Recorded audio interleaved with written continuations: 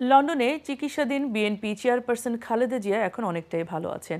Liver বিশেষজ্ঞ অধ্যাপক জন Patrick কেনেডির তত্ত্বাবধানে তার চিকিৎসা চলছে।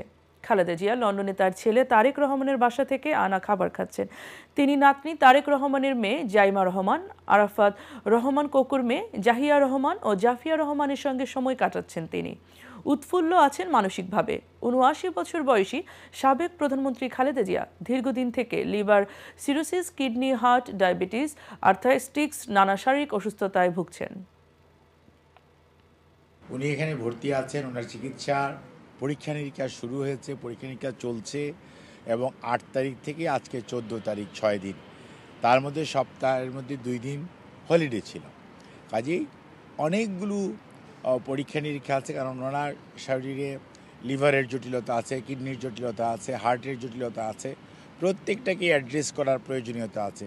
কাজেই সব কিছু মিলিয়ে ওনার পরীক্ষা নিরীক্ষা সত্যিকার অর্থে চলছে এবং আজকেও হবে, কালকেও হবে, পরশুও হবে।